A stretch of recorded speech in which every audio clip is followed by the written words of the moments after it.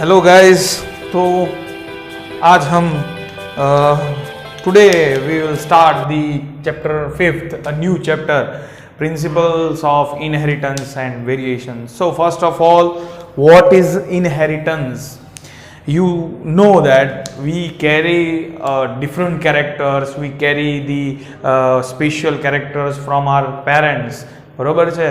तो हम हमारे पेरेंट्स से काफ़ी सारे कैरेक्टर्स है वो लेते हैं। We are identical to our parents, but we are not exact copy our parents. Okay, हम एग्जैक्ट हमारे पेरेंट्स जैसे नहीं दिखते। We are some different, we having some different characters.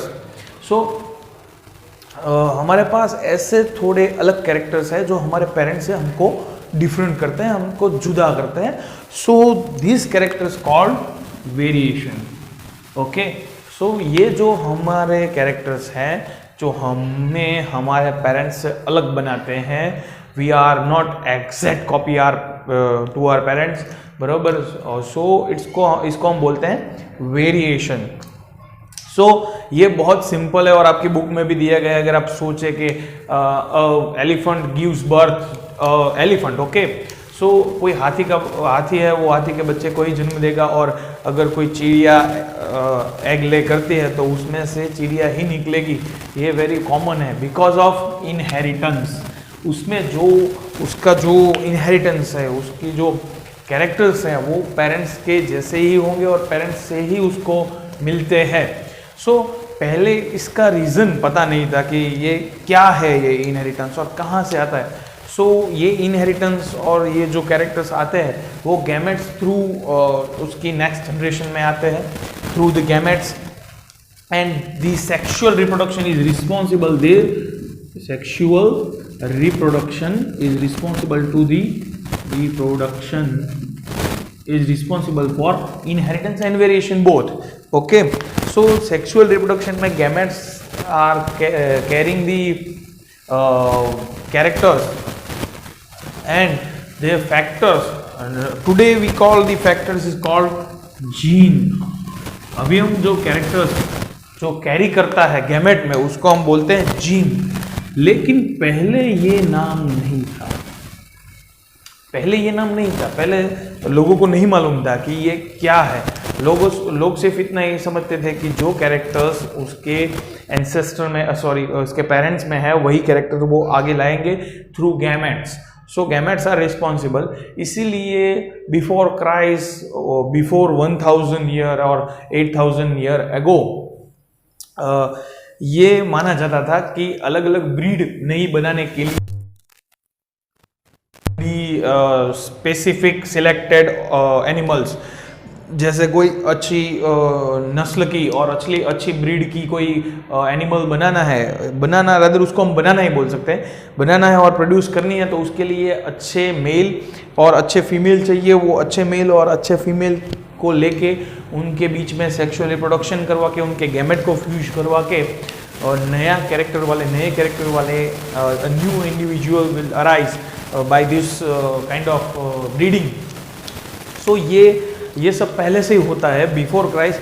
लेकिन उसके पीछे क्या रीज़न है, ये स्पेशल कैरेक्टर्स और ये वेरिएशन और ये जो स्पेशलाइज्ड कैरेक्टर है वो कहाँ से आता है, ये पता नहीं था किसी को। सो ये धीरे धीरे पता चला और उसका जो एग्जाम्पल आपकी बुक में दिया गया है कि साहिवाल जो काव है, पंजाब की बहुत फेमस काव है, तो वैसे गुजरात की गिर गाय है, वैसे ही पंजाब की साहिवाल गाय है। तो ये जो काव है साहिवाल काव which is the best example of hybrid काव और बेस्ट कैरेक्टर, उसके पास जो है वो हाई क्वालिटी मिल्क है और वो काफ़ी हद तक स्ट्रॉन्ग काव है। तो वो उसका जो एग्जांपल है वो इनहेरिटेंस में दिया गया है कि अगर पेरेंट्स है वो काफ़ी हद तक अच्छे होंगे, they having the good quality, then the child or offspring or filial offspring और filial बोलते हैं उसको, the young ones are also a good they are also a good character, having the good characters. Okay, so अब आगे बढ़ते हैं कि कैसे ये पता चला कि ये जो इनहेरिटेंस होता है ये कौन लाता है, कैसे लाता है। सो अभी हम जो पढ़ने वाले हैं उसको हम सिंपली बोलेंगे जीनेटिक्स, जीनेटिक्स पढ़ेंगे हम। सो जीनेटिक्स पढ़ने से पहले हमको ये जानना बहुत ज़रूरी है कि व्हाट इज जीन।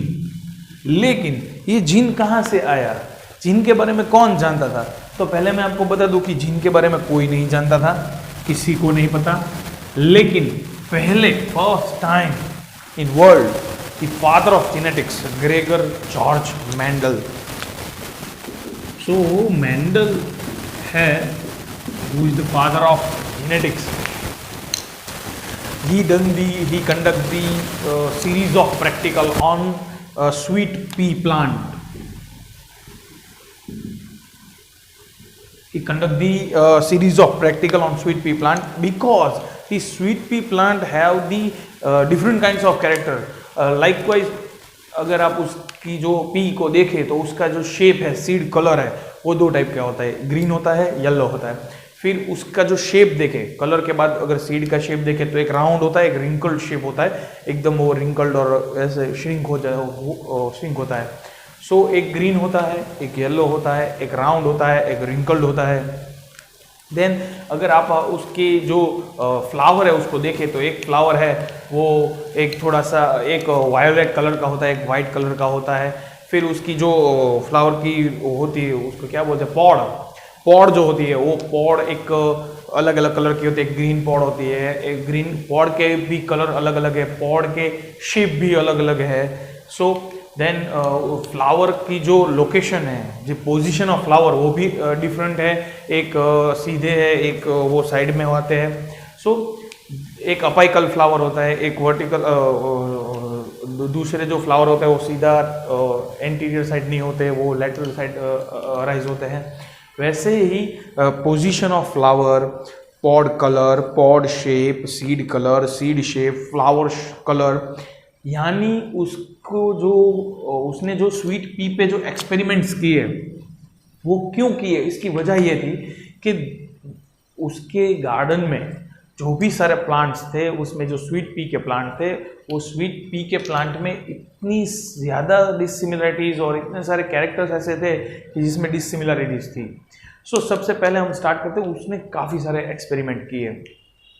लेकिन वो कैसे स्टार्ट किए उसने? So Mendel is a father of genetics. उसने स्टार्ट किए 1856 टू 1863, यानी 7 साल तक, अराउंड 7 ईयर, 7 साल तक उसने एक्सपेरिमेंट किए। और he was the father of church, कोई चर्च थे उनके फादर थे, ओके, तो वो पादरी थे। तो उनके गार्डन में जो थे वो काफ़ी सारे स्वीट पी के प्लांट थे।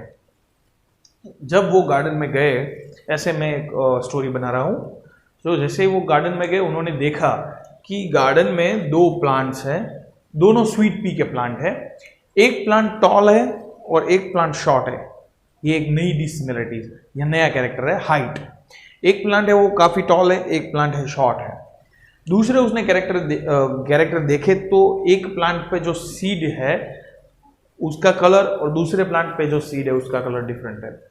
देन उसने ऐसे काफ़ी सारे कैरेक्टर्स, मैंने कहा आपको, देखे कि ये एक ही स्पीसीज है, एक ही जीनस है, स्वीट पी ही है, दूसरा भी स्वीट पी है, पीसम सटाइवम उसका साइंटिफिक नेम है, पीसम सटाइवम।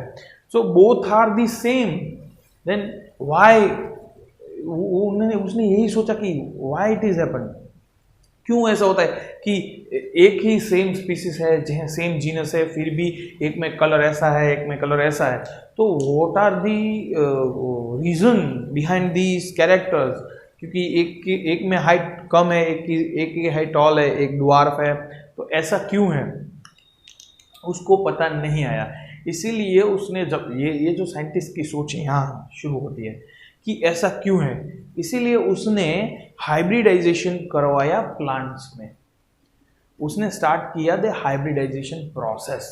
उसने हाइब्रिडाइजेशन स्टार्ट किया, प्लांट के अंदर हाइब्रिडाइजेशन कैसे किया? So first of all he cut the antheridium from the female plant. उसने 2 प्लांट लिए, दोनों प्लांट में एक में क्या किया कि एक मेल प्लांट के जो पॉलन ग्रेन थी वो फीमेल प्लांट पे रखनी थी।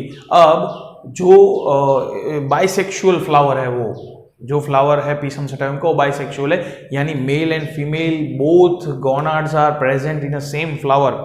सो उसका सेल्फ क्रॉस और सेल्फ फर्टिलाइजेशन ना हो, इसीलिए उसने जो फीमेल फ्लावर था उसके एंथ्रीडियम को कट कर लिया। ओके, उसको इमेंसिकुलेशन बोलते हैं। वो मेल एंथ्रीडियम को कट कर लिया और उसमें सिर्फ रह गई female part, and then he took the shortened plant pollen grain, and then pollen grain he implants the pollen grain on female part of tall plant, and after some time he got some result. सो उसने जो result देखे उसमें seed उसको मिले, जो seed मिले उसको उसने डाला जमीन पे डाला और उसमें से जो प्लांट आए, सो वो रिजल्ट जो था वो देखकर वो चौंक गए कि ये क्या रिजल्ट आया है। सो वो क्या रिजल्ट था उसके बारे में हम देखें, लेकिन उसको देखने से पहले हम एक बात देख लें कि ये जो एक्सपेरिमेंट उसने किया कि प्लांट में जो फर्टिलाइजेशन और जो क्रॉस किया, उसमें पहले उसने एजम्पशन किया। और सबसे बड़ी बात कि उसने ये सारे जो एक्सपेरिमेंट किए उसमें नंबर्स बहुत ज़्यादा थे, यानी उसने जो कोई भी कंक्लूजन एंड ऑब्जर्वेशन दिया था वो सारे डेटा स्टैटिस्टिकल थे, जो सारे डेटा स्टैटिस्टिकल। और फिर भी और वो भी कि बायोलॉजी ब्रांच में he gave the statistical analysis of his experiment. So some scientists were not considered his experiment because कि उस वक्त कोई ऐसा मानने को तैयार नहीं था कि बायोलॉजी में स्टैटिस्टिकल इतना सारा डेटा है, वो उसका क्या इम्पोर्टेंट होगा। इसीलिए बट उसने तो काम कर दिया था अपना, एंड अभी हम बोलते हैं still we consider the Mendel the father of genetics, because उसने काम ही ऐसा किया था। उस वक्त पर जब 1856 को किसी को पता भी नहीं था, तब उसने ये काम कर दिया था। और वो आज भी इतना इम्पोर्टेंट है कि आज भी जब कोई जेनेटिक्स की बात करता है तो उसमें मेंडल फर्स्ट आता है। मेंडल की बात पहले करे बिना हम आगे बढ़ सकते नहीं है। सो ये बहुत इम्पोर्टेंट है। सो आप पूरा ध्यान दीजिए कि उसने देखा कि एक प्लांट गार्डन में टॉल था और एक प्लांट जो गार्डन में था वो ड्वार्फ था। ओके, सो उसने क्या किया कि मैंने आपको बोला कि टॉल प्लांट और ड्वार्फ प्लांट में उसने हाइब्रिडाइजेशन करवाया, लेकिन उसने ऐसा एजम्पशन किया कि what is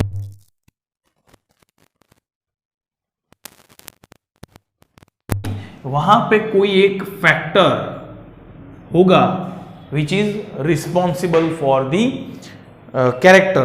okay, and then short plant में भी ऐसा कोई फैक्टर होगा ड्वार्फ प्लांट में कि वो रिस्पॉन्सिबल होता है ड्वार्फनेस के लिए और शॉर्टनेस के लिए। बट ही नो कि अगर हम जानते हैं कि कोई भी फैक्टर, अभी हम जानते हैं लेकिन उस वक्त तो पता चलता, कोई भी फैक्टर्स जब होता है प्लांट में और एनिमल में, इसको उसने फैक्टर बोला था लेकिन अभी हम जीन बोल सकते हैं, क्योंकि हमें मालूम है कि ये जीन है लेकिन उसको नहीं मालूम था, उसने इसीलिए फैक्टर बोला था। So this is the gene, but the factors are present in humans और sorry in animals, they are always in double number. So ये जो जीन होते हैं वो डबल नंबर में होते हैं ऑलवेज इंडिविजुअल में, और जब उसमें से गैमेट बनते हैं, तो जब गैमेट्स बनते हैं तो वो इस डिवाइड हो जाते हैं। एक गैमेट में कैपिटल टी आ जाता है, दूसरे गैमेट में भी कैपिटल टी आ जाता है। सो ये क्रोमोसोम है वो हाफ होते हैं इन सेक्सुअल रिप्रोडक्शन। ये आपको पता है कि जब सेक्सुअल रिप्रोडक्शन होगा तो क्रोमोसोम है उसका नंबर हाफ हो जाएगा। If this is the 46 chromosome then 23 gametes में 23 chromosome, N number haploid number of chromosome होते हैं। So this is the reason, that's why the genes और factors are in double number. So this position और this situation इसको बोलते हैं homozygous condition और homozygous condition. Okay, homozygous condition. और अगर ओके इसको होमोजाइगस कंडीशन बोलते हैं। ओके, ये पता चल गया, आगे बढ़ते हैं। सो ये जो डबल नंबर में होंगे तो genes are always present in double number. So this is the parents. Okay, these are the parents। Now इसमें से गैमेट्स बनेंगे, यानी इसमें से ये टॉल प्लांट की जो है उसमें से हम लेंगे, यानी पॉलन ग्रेन हम टॉल प्लांट में लेते हैं। वो कोई बात नहीं, आप जिसमें से पॉलन ग्रेन लेना चाहिए और ओवा लेना चाहिए, वो कोई दिक्कत नहीं है। सो यहाँ पे जो गैमेट्स बनेंगे, ये गैमेट्स में सिर्फ एक ही आएगा, क्योंकि ये बोथ है, ये both are alleles. Now what is alleles? Sorry, what is allele? Allele is मैं पहले बोला था कि एलील क्या है कि कोई एक होमोलोगस क्रोमोसोम है। सो होमोलोगस क्रोमोसोम में जो सेम लोकाई पर जो जीन पाए जाते हैं, so both genes are same और the character of both genes are same। दोनों जीन्स के जो कैरेक्टर होते हैं वो सेम होते हैं, लेकिन उसके there are two forms of the characters. Okay, उसको एलील्स बोलते हैं, यानी द कैरेक्टर इज टॉलनेस और ड्वार्फनेस, लेकिन कैरेक्टर क्या है? हाइट। हाइट के दो फॉर्म्स है, there are two choice. First choice is the tallness and the second one is dwarfness।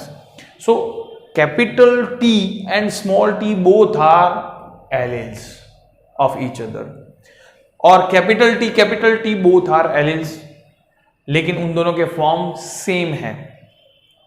Okay, so capital T and small t are alleles, जिसके character same है लेकिन उसके फॉर्म दो है, सो उसको बोलते हैं एलील्स। Okay, clear?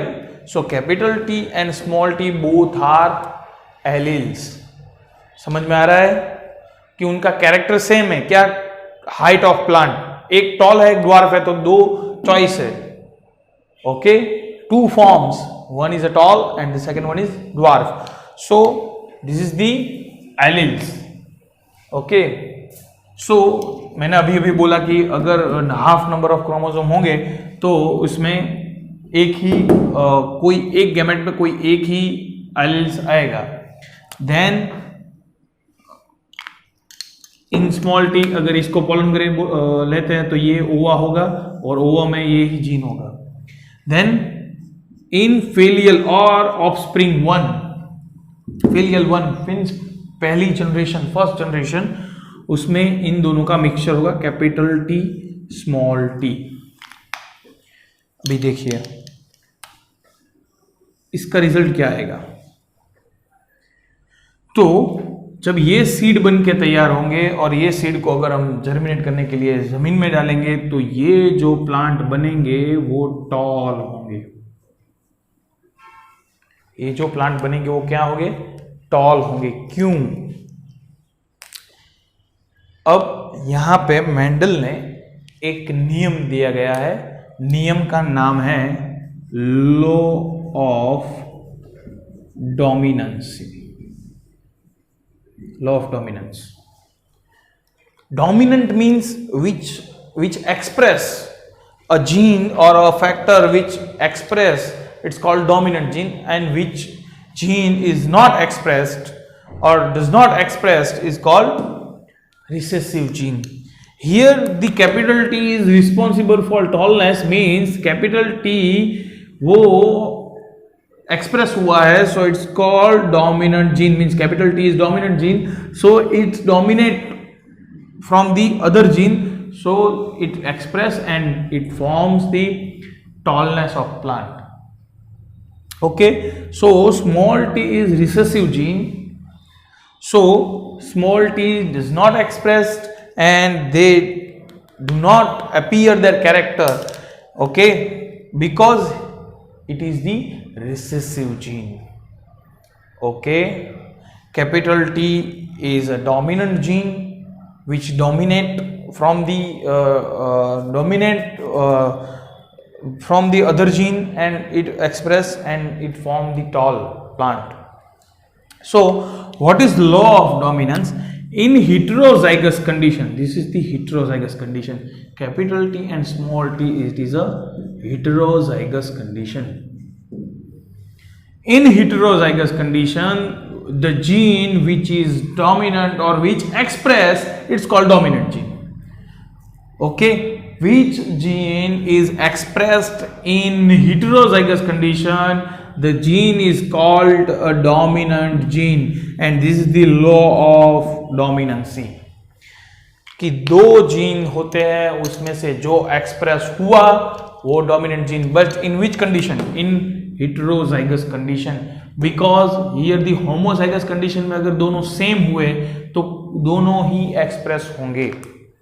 ओके, लेकिन जब heterozygous condition में दो डिफरेंट एलील्स साथ में हैं, both are alleles, and both alleles जब साथ में होते हैं तब जो एक्सप्रेस होगा वो डोमिनेंट जीन है.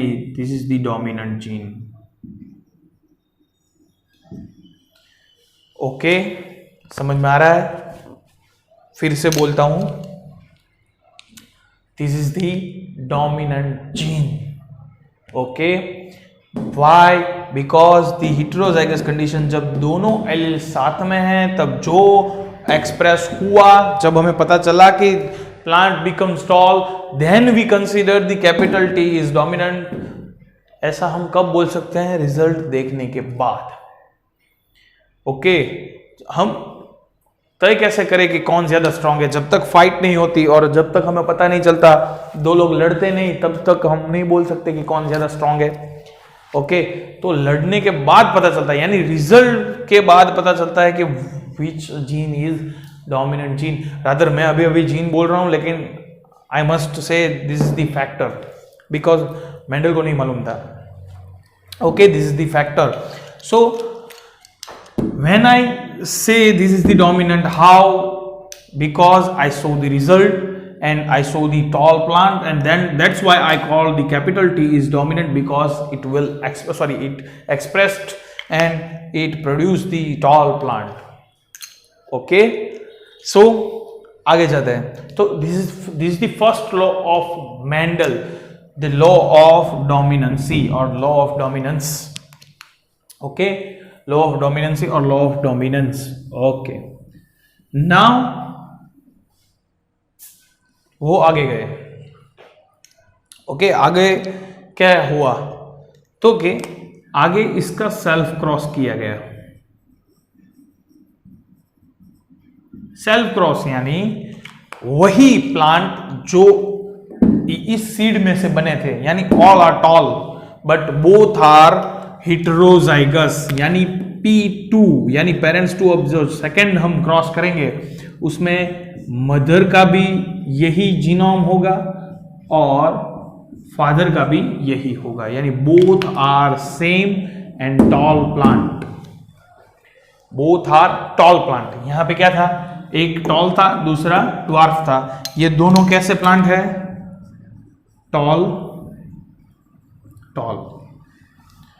ओके, आगे देखते हैं. So what about G2? यहां पे यानी टॉल प्लांट की अगर हम पॉलन ग्रेन लेते हैं तो सारी पॉलन ग्रेन जो बनी होगी वो सारी पॉलन ग्रेन सेम ही एलील कैरी करती है, और सारे जो ओवा जितने भी बनेंगे वो सारे ओवा में यही यानी स्मॉल टी ही दोनों सेम एलील्स होंगे, यानी रिजल्ट भी सेम ही आएगा, यानी जितने भी सीड होंगे वो सारे टॉल होंगे इन F1. लेकिन अब क्या होगा? तो यहां the second law of Mendel is law of segregation. यहां पे लिखता हूं law of segregation. What is law of segregation? So in any individual, ध्यान से सुनना, बहुत सिंपल है। In any individual the both different alleles are present, okay, and both are present independently, means they do not cross any limits, यानी when the capital T is dominant then small t is recessive, वो कुछ नहीं करता, okay, small t is recessive, they can't appear their characters because capital T is dominant, so they do nothing, so they are present in a same individual, okay, but they present independently, now from this individual they produce their gametes. When they produce their gametes, okay, ये individual है, तो when it produce its gametes, then the two alleles of a different character, two alleles of a same character, it will separated independently in both the gametes, and after the gamete formation, then we will see the F2, yani filial 2 or offspring 2, then we saw the small t is also expressed.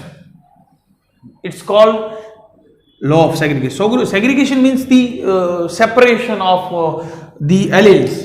जब दो alleles यानी capital T और small t, the different two forms of alleles which are present in same individual, and during the gamete formation the both alleles become separated, यानी capital T और small t both become separated, दोनों अलग हो जाते हैं, और ये अलग होते ही दोनों खुद के कैरेक्टर को एक्सप्रेस करने के लिए इंडिपेंडेंट है। इन फ्यूचर ये दोनों अपने कैरेक्टर्स को एक्सप्रेस करेंगे in future independently. So this is the segregation, means कि जब साथ में है कैपिटल टी स्मॉल टी, और आगे हम देखेंगे अगर टॉल प्लांट है तो हम क्या कंसीडर करेंगे कि दो टॉल प्लांट का अगर हम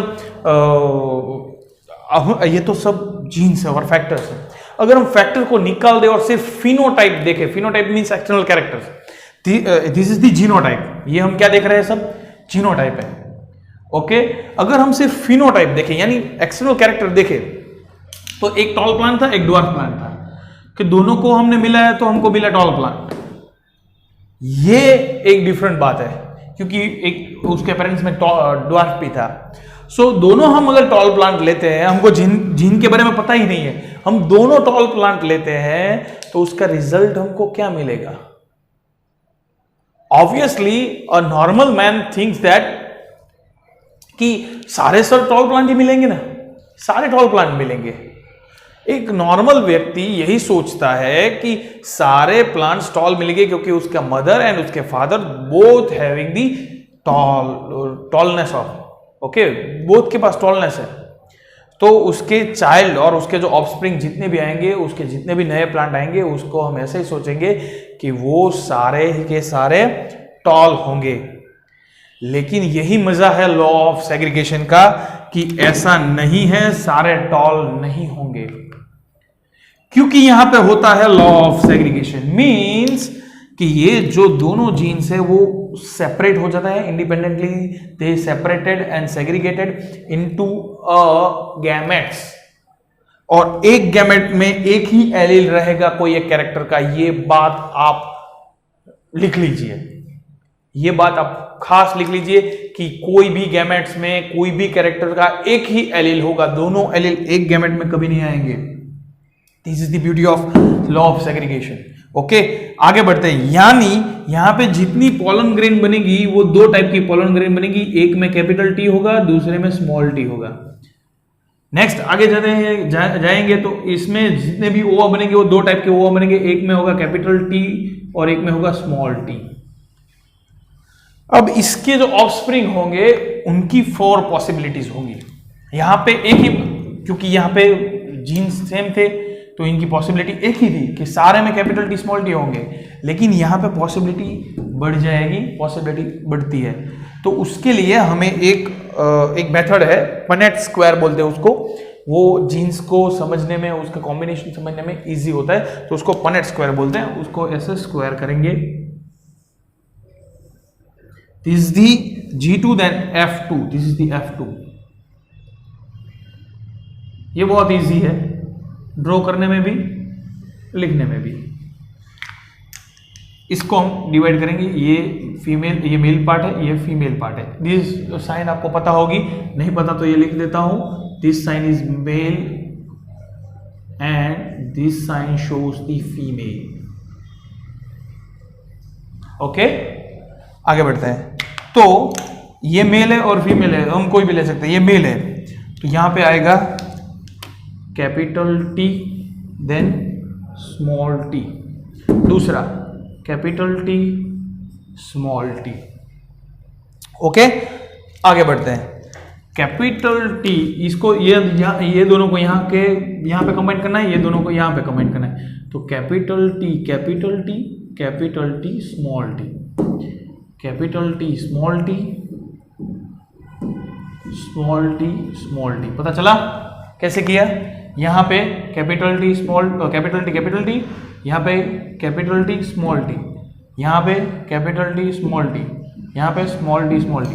कैपिटल जो अल्फाबेट है उसको हम पहले लिखेंगे, स्मॉल को बाद में लिखेंगे, ऐसे इसमें कोई प्रॉब्लम नहीं है। लेकिन ये एक नॉर्मल चेन है, उसको ऐसा हम ऐसे रखेंगे।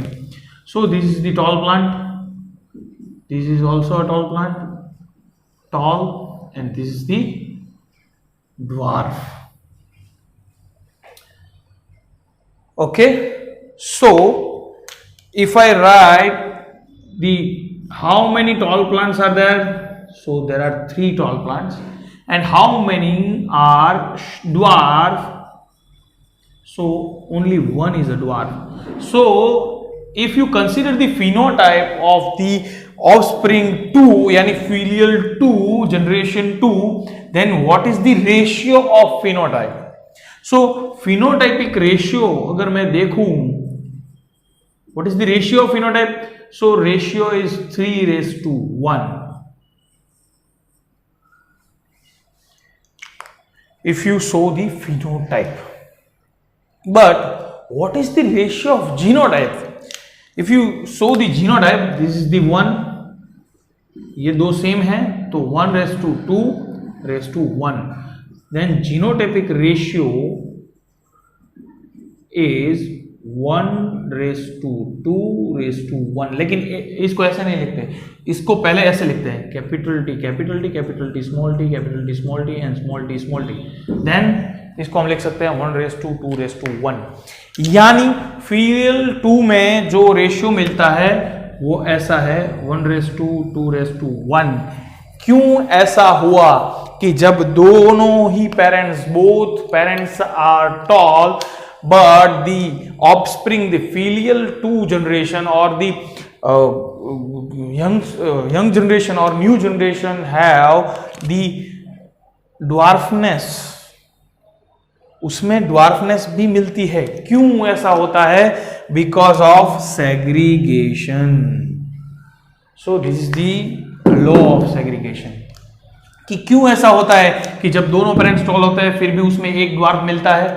So you can see the ratio of this mixture and the homozygous condition of a recessive gene, homozygous condition of recessive gene, ये आप देख सकते हैं। ओके, तो this is the law of segregation. पता चल गया लॉ ऑफ सेग्रीगेशन क्या है, लॉ ऑफ डोमिनेंसी क्या है, क्या कैसे ये पूरा एक्सपेरिमेंट हुआ। 3:1 जो जीनोटाइप मिला है आपको, 3 टॉल मिले हैं, 1 ड्वार्फ मिला है। और जीनोटाइप आपने देखा है कि एक कैपिटल टी है, 2 कैपिटल टी स्मॉल टी है और स्मॉल टी यानी रिसेसिव जीन होमोजाइगस कंडीशन में आपको मिलता है। ये क्यों हुआ और ये मिक्सचर भी क्यों हुआ, और आप ये भी देखें कि डोमिनेंट प्लांट है वो भी होमोजाइगस कंडीशन में आपको मिलता है because of law of segregation. Okay, so this whole experiment is called, ये बाद में लिख रहा हूं मैं, monohybrid experiment of Mendel. So this is the monohybrid experiment. This is the monohybrid ratio of phenotype and this is the genotypic ratio of monohybrid experiments. उसका genotypic ratio है. So this is the very important thing. ये basic है genetics का. और after the completion of monohybrid experiment, the Mendel concludes the two rules or two laws. First law of dominancy and second law of segregation. जो very easy है, आपको समझ में आ गया होगा ऐसा मैं समझता हूं. ओके, यहां तक रखते हैं, आगे बाद में देखेंगे. Okay, so this is the monohybrid cross. Okay, अगर कोई डाउट हो तो मेरा कांटेक्ट कीजिएगा. Okay, bye.